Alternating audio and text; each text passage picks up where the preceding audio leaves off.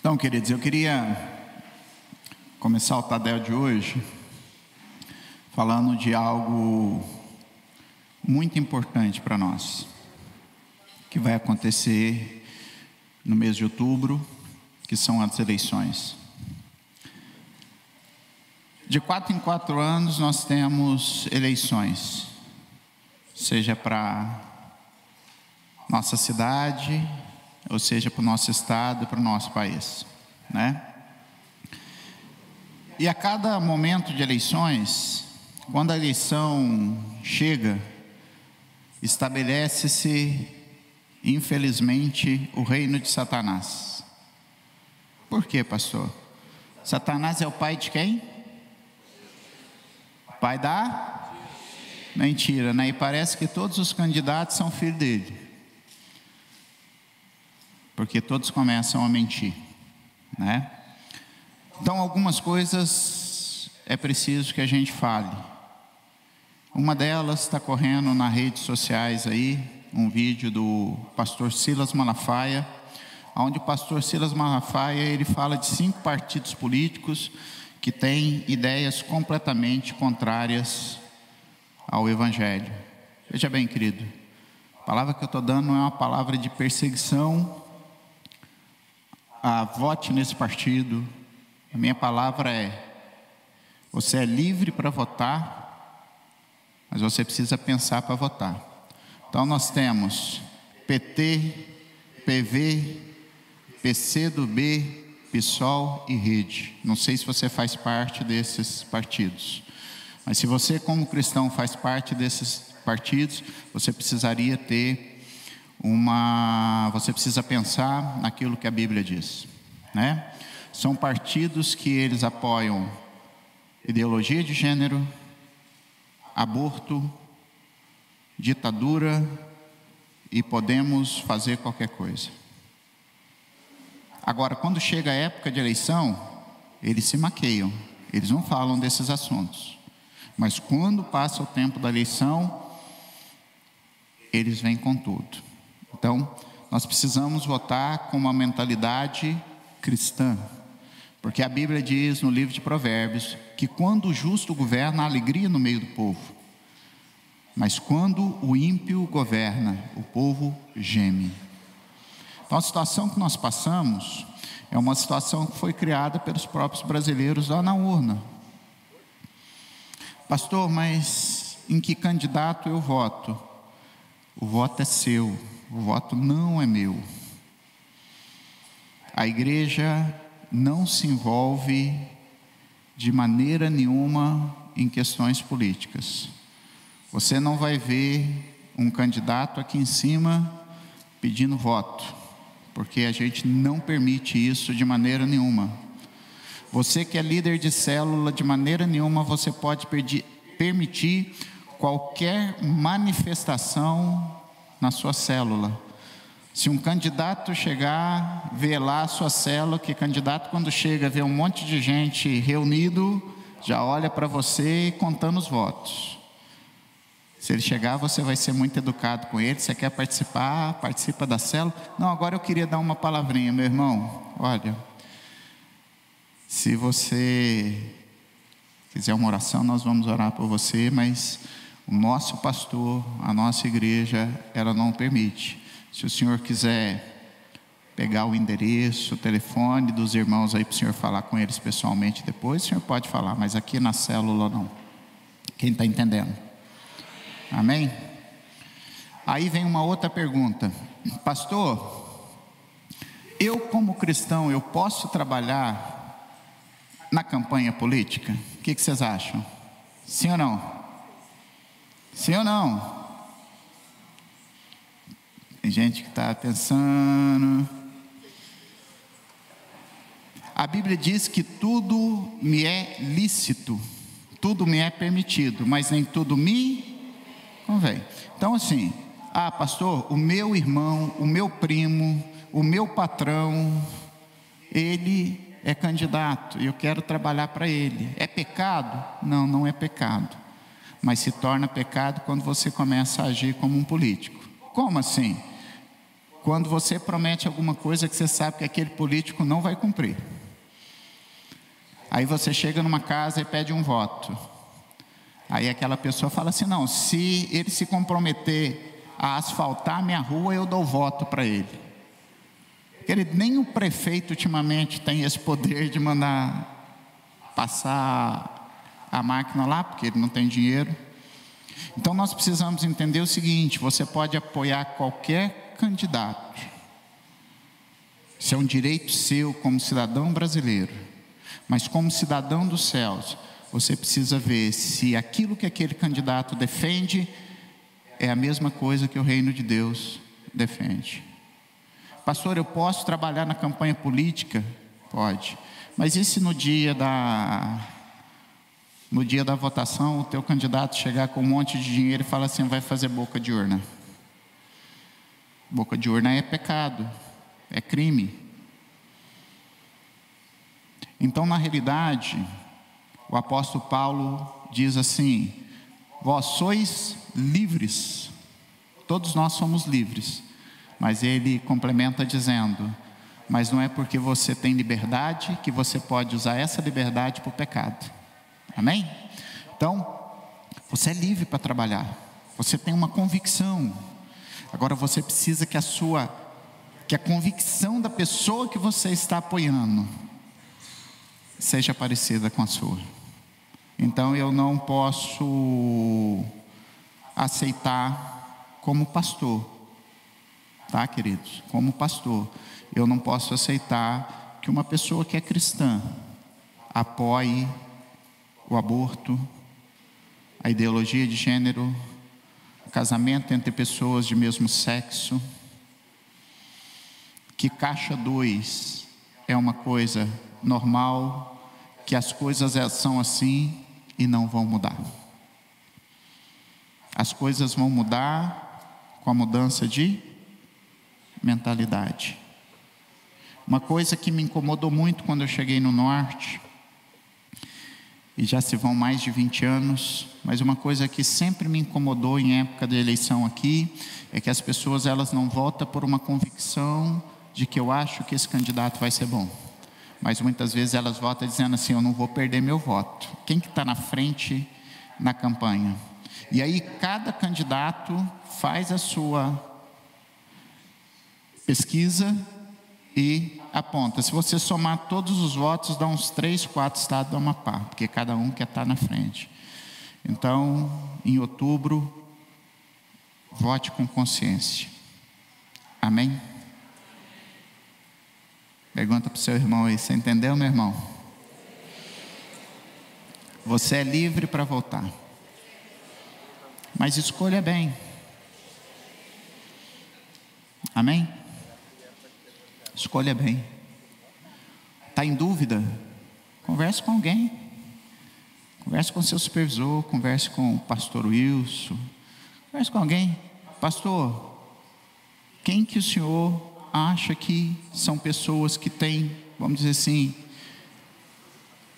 olhando assim, ninguém hoje, mas entre os ruins, quem que é o menos pior? Amém? Amém ou não amém?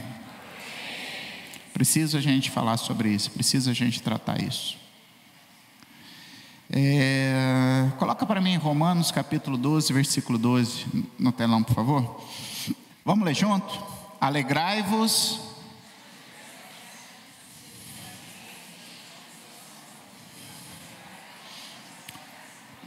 Amém. Liga o retorno deles aí, que não está dando para ouvir aqui. Vamos lá, alto, vai.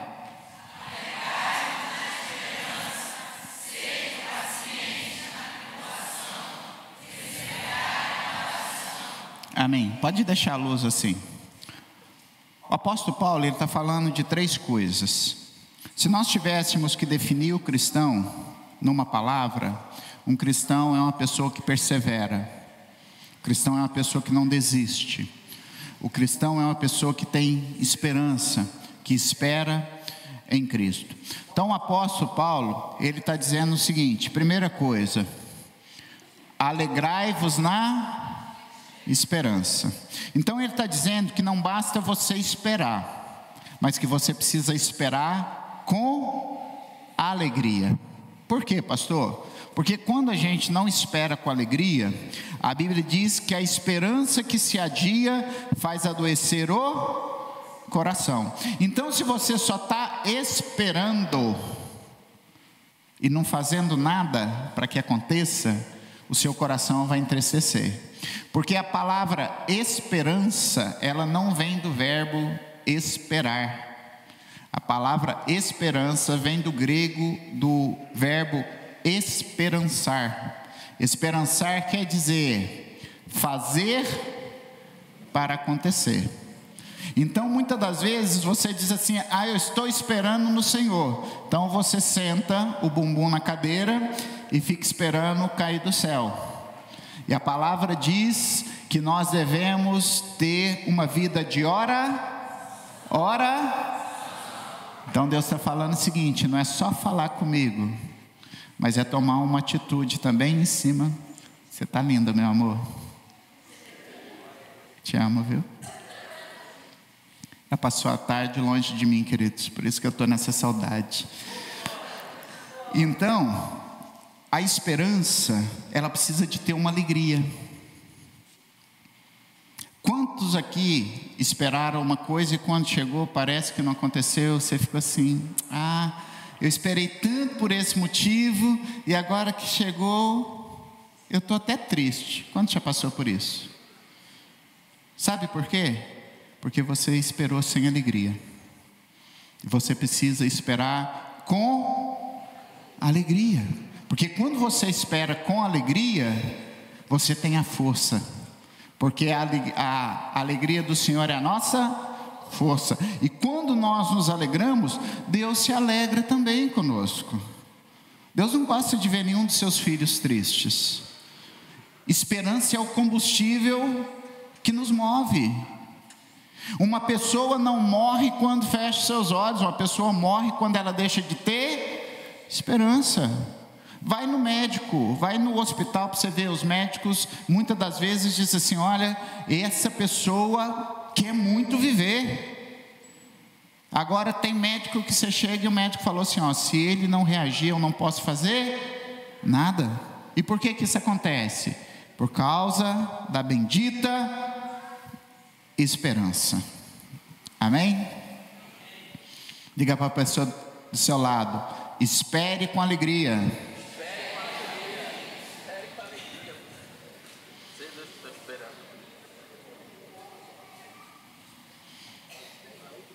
Aí, o apóstolo Paulo vai falar sobre outra característica da perseverança, que é: sede pacientes na tribulação. Diga: ser paciente na hora da prova. Nós precisamos entender que nós não pertencemos a esse mundo. Diga para a pessoa que está do seu lado assim: a NASA gasta uma fortuna para descobrir ET. E aqui na SEC está cheio. Porque a Bíblia diz que você não pertence a esse mundo, querido. Você é um extraterrestre. Você já viu aquele símbolo ETC? Né? ETC significa o quê? ETC significa esse terrestre do céu. Nós somos do céu, mas nós estamos passando aqui. A Bíblia diz que nós somos peregrinos. O que é peregrino? Alguém que está passando por um lugar. O céu não é nosso destino, o céu é a nossa origem. Nós vamos voltar de onde nós saímos, nós vamos voltar para a casa do Pai. Mas nós estamos aqui, estando aqui nós vamos passar pelas mesmas coisas que as pessoas desse mundo passam. Macapá é quente, não é? Sim ou não? Macapá é quente. Ok, você é de Macapá. Aí você foi peregrinar lá em Bariloche. Tá chique, hein, meu irmão? abaixo de 0, você vai sentir frio lá? Sim ou não? Mas eu sou de Macapá, pastor, lá é quente, mas lá você está sujeito às intempéries de lá, a mesma coisa. Eu sou do céu, mas eu estou sujeito às intempéries da terra. E nesse caso você vai passar por processo, você vai ficar doente, alguém da tua família vai ficar doente, alguém vai te injuriar, alguém vai te caluniar, você vai ter problema de relacionamento, você vai ter falta de dinheiro, mas são as provações. E aí o apóstolo diz: sede paciente. Agora nós precisamos entender que paciência não é você trincar o dente e eu estou aguentando tudo isso. Ser paciente é você passar por aquilo com um otimismo inabalável. Você acorda de manhã e diz: venci mais um dia, já ficou para trás, daqui a pouco eu saio lá na frente. Paciência aqui não é de você ser dominado pela situação. O que eu posso fazer, né, pastor? Não, aqui a paciência significa o seguinte: as coisas, as situações não me dominam, porque a minha fé é maior do que a situação. E esperei com paciência no Senhor. Esperei sabendo que Ele vai me ajudar. Então a paciência, ela tem que ser uma paciência triunfadora. Não é que eu vou aceitar as coisas do jeito que elas estão, mas elas não vão me dominar. É eu não ser aquele, ó vida, ó dia, ó azar. E aí, meu filho, como é que tá? Pastor, pior do que isso não pode ficar, né? Aí a Bíblia diz que como você pensa na sua alma, você é. Eu gosto quando eu chego e as pessoas dizem assim: pastor, e aí, como é que tá? Se melhorar até estraga, de tão bom que tá. Então nós precisamos ser pacientes aonde? Na tribulação, né? E aí, perseverai na oração. Qual que é o grande problema? O grande problema é que tem gente que bate na porta de Deus. O apóstolo Paulo diz que em todas as coisas sejam as nossas petições conhecidas diante de Deus. E aí você bate uma vez: Senhor, eu preciso disso, tá? Muito obrigado. E você esquece.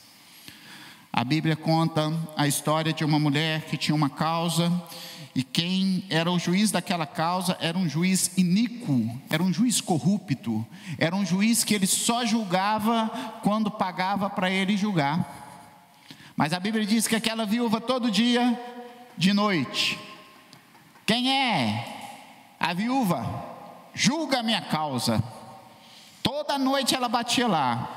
Aquele juiz um dia virou e falou para si mesmo: eu sou corrupto, eu sou iníquo, eu não presto, mas essa mulher está me enchendo a paciência e eu vou julgar a causa dela.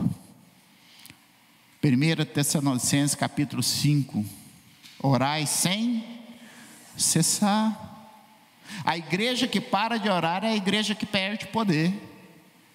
A igreja que ora muito é a igreja que tem poder. Então a oração, ela tem que ser perseverante. Salmista Davi escreveu: persegui meus inimigos e não parei enquanto não os derrotei, enquanto não os matei, enquanto não acabei com eles.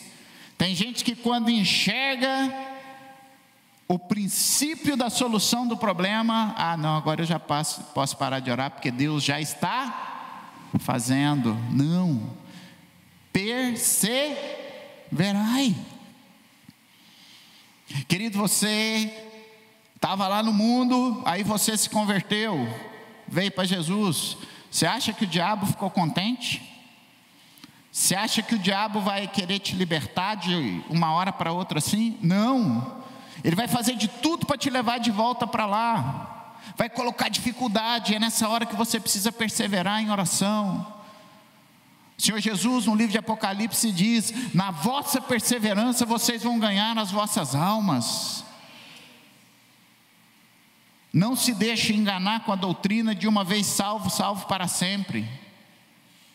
Tem que perseverar, tem que manter firme. Amém?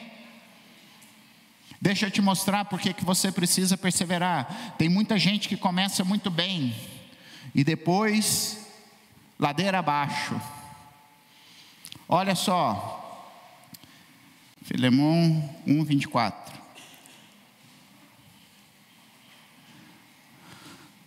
Apóstolo Paulo, ele está escrevendo e ele diz assim: Marcos, Aristarco, Demas e Lucas, meus.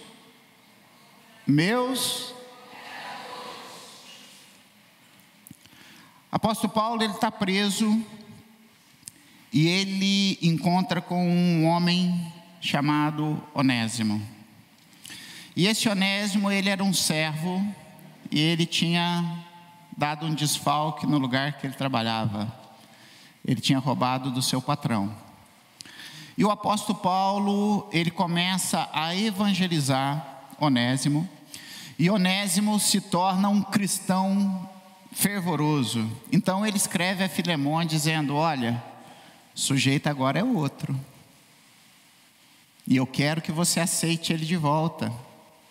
E o apóstolo chega a dizer assim: coloca na minha conta aquilo que ele fez de errado. E aí ele termina dizendo o seguinte: eu estou preso, mas essas 4 pessoas estão me ajudando: Marcos, Aristarco, Demas e Lucas. E aí nós vamos ver que dentre essas 4 pessoas tem um camarada chamado Demas. Então a vida dele começa com Paulo dizendo: esse camarada é bom, esse camarada é um bom discípulo. Aí lá em Colossenses, capítulo 4, versículo 14. Colossenses 4:14, o apóstolo diz: saúda-vos Lucas, o médico amado, e Demas. Então nós vamos ver que lá atrás o nome de Lucas está falando lá: olha, Lucas, meu cooperador. E agora o apóstolo Paulo está dizendo o seguinte: Lucas, o médico, o amado. Mas aí ele diz assim: o Demas também está comigo. Então a gente já olha assim: puxa vida, o Demas era um cooperador, e agora ele só está mandando um abraço. E aí lá em 2 Timóteo capítulo 4, 2 Timóteo capítulo 4, versículo 10, vamos ver se é isso, vamos ver se a cabeça ainda está boa. Leiam para mim, porque... Não, agora liga o retorno de novo, não desliga o retorno, irmão. Vai lá, forte, leiam.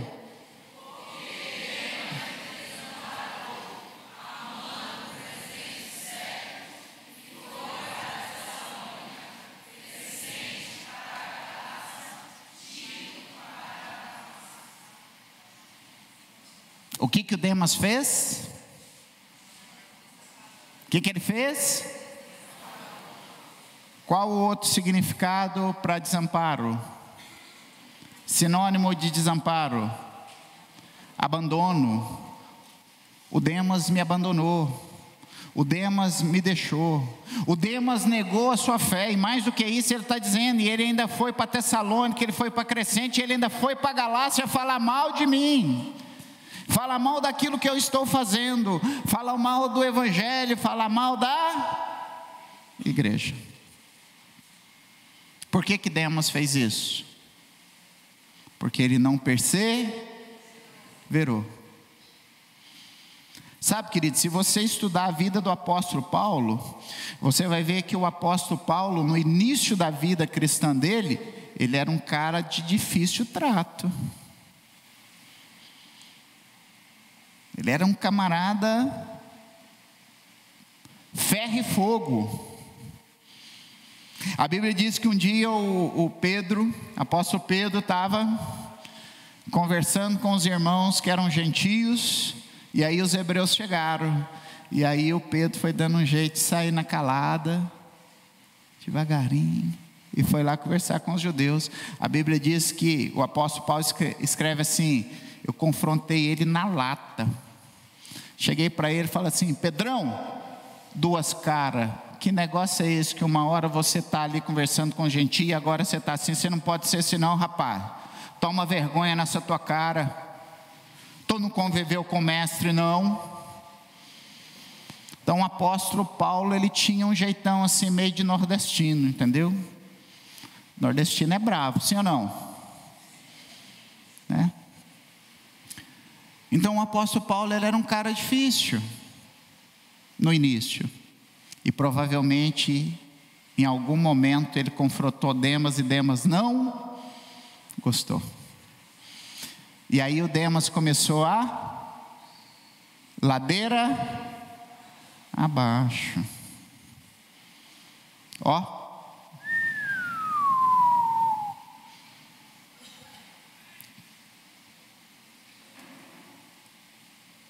Queridos, a coisa que eu mais gosto de ver é a pastora Débora discipulando. Chega a babar. E ontem, a gente conversando sobre determinado assunto de discipulado, né? A gente conversa muito sobre textos bíblicos. E a pastora Débora estava me ensinando sobre o pão do céu. João capítulo 6, Jesus multiplica os pães. E quando Jesus multiplica o pão, a multidão fica maluca, a multidão fica doida. Como diz um amigo meu já falecido, fica ensandecida. Eles olharam e falaram assim: agora nós estamos por cima da carne seca. O homem é poderoso, o homem faz milagre, agora está até multiplicando pão. A multidão está vindo, daqui a pouco vai ter uma rebelião e nós vamos tomar Israel. Os discípulos não tinham entendido ainda que ele era o Messias para salvar o mundo do pecado. Eles achavam que ele era o Messias para fazer com que Israel fosse uma nação livre do jugo romano. Então até aquela hora Jesus era o melhor de todos. Mas aí Jesus vem com o discurso do pão do céu. E ele diz: olha, vocês acham que o pão do céu é o maná que o meu pai deu, mas eu sou o verdadeiro pão do céu. E aí ele começa a falar assim: ó, se vocês quiserem viver, vocês vão ter que comer do meu corpo. Porque tudo que é sacrificado e é comido, a quem foi sacrificado passa a fazer parte. Jesus disse isso. Jesus diz assim, ó: se você comer do meu corpo e permanecer em mim, eu também vou permanecer em vós. Aquele que come do sacrifício se torna sacrifício também. Então vai ter momentos no discipulado que você vai ser confrontado, que você vai ouvir coisas que você não quer ouvir, porque você precisa crescer. Então provavelmente o Demas, numa dessa, fez beicinho e falou assim: não quero mais discipulado. E a vida dele, ó, ladeira abaixo. E aí nós vamos ver um outro caso de uma outra pessoa que também veio a ter problema com o apóstolo Paulo, bem no início, né? Atos capítulo 13, versículo 5. Atos dos Apóstolos, capítulo 13, versículo 5. E chegados a Salamina, anunciavam a palavra de Deus na sinagoga dos judeus, e tinham também a João como cooperador. João Marcos. João Marcos também era um cooperador da obra. João Marcos está está escrito aqui que ele também era como Demas no início. A Bíblia está falando aqui que João Marcos era uma pessoa também preciosa. Aí lá em Atos capítulo 12, versículo 12, nós vamos ver que o João Marcos, ele era um cristão bem no início, uma pessoa que caminhou com Jesus. E considerando ele nisso, foi à casa de Maria, mãe de João, que tinha por sobrenome Marcos, onde muitos estavam reunidos e oravam. Essa história aqui é aquela história de Atos dos Apóstolos, quando Pedro está preso no cárcere e um anjo vem libertar Pedro. E quando Pedro se vê na rua, quando Pedro se vê livre, ele corre para onde? Ele corre para a casa de Maria, mãe de João Marcos. Então João morava onde? Em Jerusalém. Então, primeira coisa que nós vimos, Marcos, um cooperador. Segundo, Marcos morava em Jerusalém. Terceira coisa que nós vamos ver, Marcos desertando. Atos 13, vê se é isso.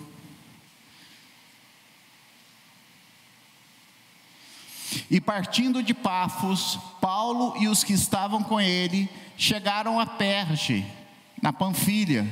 Mas João, apartando-se deles, voltou para Jerusalém. Então o que acontece aqui? Por algum motivo que a Bíblia não deixa claro, o João Marcos decidiu, eu preciso voltar para Jerusalém.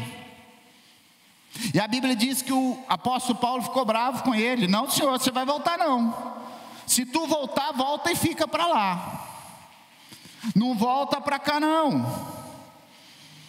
Você é um desertor. Mas a Bíblia diz que Barnabé, que foi o discipulador de Paulo, Barnabé significa filho da consolação.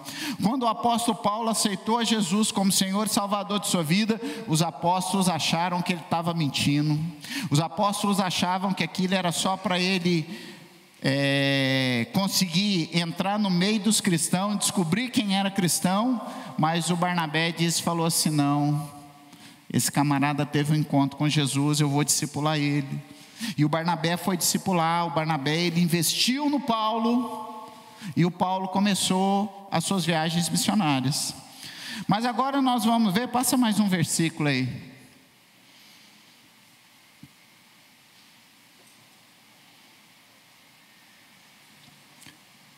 Então, e eles saindo de pé, chegaram a Antioquia da Pisídia, entrando na sinagoga num dia de sábado, assentaram-se. Então aqui a gente vê que Paulo deixou Marcos. Marcos foi e Paulo ficou. E a Bíblia diz que houve uma contenda entre Barnabé e Paulo. Atos capítulo 15, versículo de 36 a 39. Atos 15, versículo de 36 a 39. Alguns dias depois, disse Paulo a Barnabé, tornemos a visitar nossos irmãos por todas as cidades em que já anunciamos a palavra do Senhor para ver como estão. E Barnabé aconselhava que tomassem consigo a João, chamado Marcos. Mas a Paulo parecia razoável que não tomassem consigo aquele que desde a Panfilha tinha se apartado deles e não os acompanhou naquela obra. E tal contenda houve entre eles que se apartaram um do outro. Barnabé, levando consigo a Marcos, navegou para Chipre. Então aqui nós temos um princípio precioso que nós precisamos aprender na igreja. Se o cristão não aprender a perdoar, ele vai ter um problema sério. E aqui nós vemos Barnabé dizendo para Paulo o seguinte: Paulo, eu investi em você, eu te discipulei, eu não desisti de você, e agora você quer desistir do João Marcos? Faz o seguinte, Paulo, segue então o que você quer fazer e deixa o João Marcos comigo, porque eu vou recuperar esse rapaz. porque esse rapaz é precioso para os olhos de Deus. Então, o João Marcos, ele vira um missionário. Ele começa a andar com Barnabé. E sabe o que acontece? Esse rapaz que Paulo falou, eu não quero ele comigo, ele se tornou um valão valoroso. 1 Pedro capítulo 5, versículo 13. 1 Pedro capítulo 5, versículo 13, o apóstolo Pedro fala sobre João Marco. Ele é o meu filho. 1 Pedro 5, 13.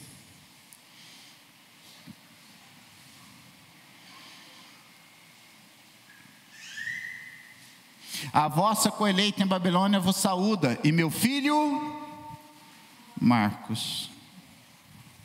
E aí sabe o que acontece? Quando você se deixa ser tratado, quando você é humilde para se deixar ser tratado, você vai ser exaltado. Deus exalta os humildes e abate os soberbos. E aí olha aqui que o apóstolo Paulo vai falar acerca de Marcos em 2 Timóteo capítulo 4, versículo 11.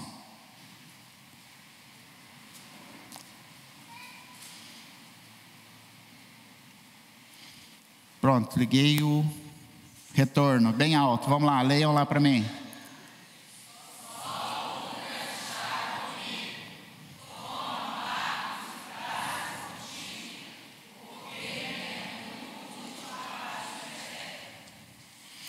Paulo que diz, eu não quero esse camarada comigo. Agora está falando assim, esse cara é muito bom, porque Barnabé investiu nele. O mesmo discipulador que pega você lá e puxa a sua orelha, taca, é o mesmo que chega para a gente e diz assim, pastor, tal pessoa já está pronta para ser líder de célula. Tal pessoa já está pronta para discipular. Pastor, estou tratando, mas eu sei que quando ele for curado, ele vai ser uma bênção. Agora, você sabe quem que é esse João Marcos que a gente está falando? É o autor do Evangelho de Marcos. Você já imaginou se Barnabé tivesse desistido dele? A gente ia ter só 3 evangelhos. Marcos não ia escrever o 4º. Você sabia que João Marcos foi discípulo de Jesus? Ele não estava entre os 12, mas ele estava entre os 70. Para terminar, Marcos capítulo 14, versículos 51 e 52.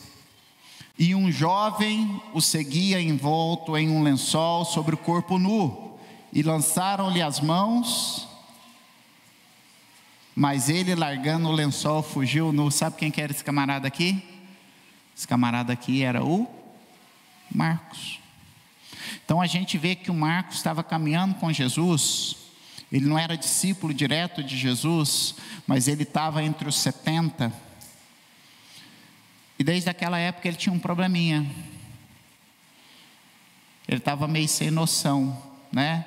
Ele pensou assim, de noite todos os gatos são pardos, vou botar um lençolzinho aqui para ver o que está acontecendo. E quando ele chegou lá, a turma, tirou o lençol e ele ficou nu. Uma pessoa que fica nu, ela fica o quê?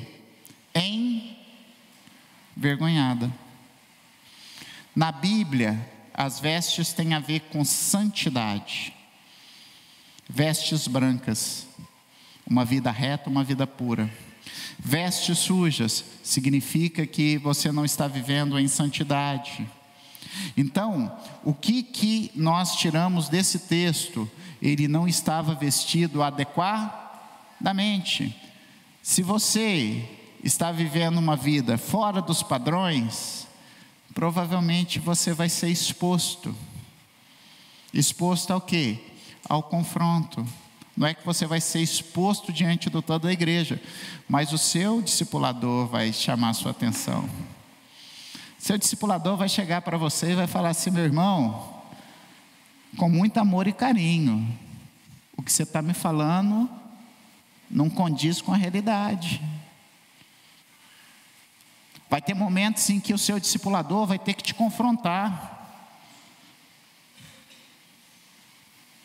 Para quê? Para que você cresça. Talvez a pessoa seja assim, não porque ela queira, mas porque ela nunca foi ensinada da maneira correta. Provavelmente o João Marcos tinha esse histórico de não se vestir direito, meio lá, meio cá. Mas o Barnabé pegou ele e falou assim: ei filho, você é precioso. Mas o Paulo, esquece o Paulo agora, vem andar comigo, eu vou te ensinar. Você vai fazer o que eu vou te falar? Vou. Porque muitas das vezes também, queridos, o discípulo, ele tem o livre-arbítrio. Então, quando Jesus falou do discurso do pão da vida, a maioria dos discípulos falaram assim: esse discurso é duro demais, nós vamos embora. Jesus chegou para os 12 e perguntou: vocês querem ir embora também? E o apóstolo Pedro foi inspirado pelo Espírito Santo e disse: para onde eu vou, se só tu tens as palavras de vida eterna? Então vai ter hora que o discipulador está ensinando tudo corretamente, e você como discipulador vai: pastor, o que eu fiz de errado? Querido, às vezes você pode não ter feito nada, mas aquele discípulo pegou o livre-arbítrio dele e usou para o mal, mas usou. E aí, pastor, eu largo ele? Não, aí você faz como o Barnabé, pega ele pela mão e fala assim: não vou desistir de você. E quando você aprender isso, quando você aprender a ser um Barnabé, consolador, pai da consolação, aquele que não somente cobra, mas aquele que diz assim: vou caminhar contigo, vou te ajudar. Você vai fazer com que os Paulos da vida, que ainda não foram tratados, reconheçam depois que eles estavam errados e que o Barnabé estava certo. E o Paulão, meu amigo Paulo, mudou também. Porque no início ele chegava e ele dizia assim: quem que esse povo pensa que é? Porque eu também sou apóstolo de Cristo, ele apareceu para mim. Aí chega lá no final, ele diz assim: porque a mim, o menor de todos os santos, que nem sei se posso ser chamado de apóstolo, Deus me deu a revelação de que Cristo estava escondido dentro do Pai para ser entregue ao mundo no momento certo. Então Paulo também teve uma mudança de vida. E você também pode ter uma mudança de vida. Não importa como você começou, importa como você termina. Porque Demas começou bem demais, cooperador, mas lá no fundo abandonou, desamparou, negou a sua fé. E o João Marcos, pastor, como é que ele começou? Nuzão. Tiraram o lençol do João porque ele era um sem noção. Mas terminou como? Com o maior apóstolo, o homem que escreveu mais da metade do Novo Testamento, dizendo: ele é muito útil para mim. E eu queria dizer para você que você é muito útil para o Senhor Jesus. Amém? Vamos ficar de pé?